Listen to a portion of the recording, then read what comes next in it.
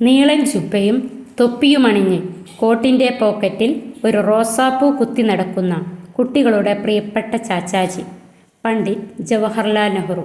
കുട്ടികളെ എന്നും ഹൃദയത്തോട് ചേർത്ത് നിർത്തിയ വ്യക്തിയായിരുന്നു ജവഹർലാൽ നെഹ്റു. മുതിർന്നവരോട് സംവദിക്കുന്നതിനേക്കാൾ കുട്ടികളോട് സംസാരിക്കാനായിരുന്നു നെഹ്റുവിന് അതീവ താൽപ്പര്യം. കുട്ടികളെ ഏറെ സ്നേഹിച്ചിരുന്ന നമ്മുടെ പ്രഥമ പ്രധാനമന്ത്രി കൂടിയായ ജവഹർലാൽ നെഹ്റുവിൻ്റെ ജന്മദിനമായ നവംബർ 14 രാജ്യത്ത് ശിശുദിനമായി ആചരിക്കുന്നു. കുട്ടികളുടെ അവകാശങ്ങൾ സംരക്ഷിക്കുന്നതിനും അവരുടെ ക്ഷേമം, സ്വാതന്ത്ര്യം, വിദ്യാഭ്യാസം തുടങ്ങിയവയെക്കുറിച്ച് ബോധവൽക്കരിക്കുന്നതിനുമെല്ലാം ആചരിക്കുന്ന ദിനമാണ് ശിശുദിനം. കുട്ടികളുടെ അവകാശങ്ങൾക്കും വിദ്യാഭ്യാസത്തിനുമായി നിരന്തരം പോരാടിയിരുന്നു നെഹ്റു. എല്ലാ കുട്ടികൾക്കും വിദ്യാഭ്യാസം ലഭിക്കണമെന്ന് ആഗ്രഹിച്ച അദ്ദേഹം രാഷ്ട്രത്തിൻ്റെ ഭാവി നിർണയിക്കുന്നത് കുട്ടികളിലൂടെയാണെന്നും വിശ്വസിച്ചു. 1889 നവംബർ 14 ജവഹർലാൽ നെഹ്റുവിൻ്റെ ജനനം. പിതാവ് മോത്തിലാൽ നെഹ്റു, മാതാവ് സ്വരൂപ് റാണി.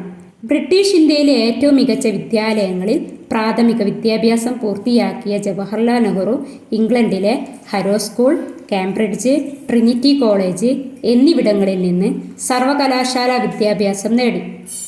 ട്രിനിറ്റി കോളേജിൽ നിന്ന് ജീവശാസ്ത്രത്തിൽ ബിരുദം കരസ്ഥമാക്കി.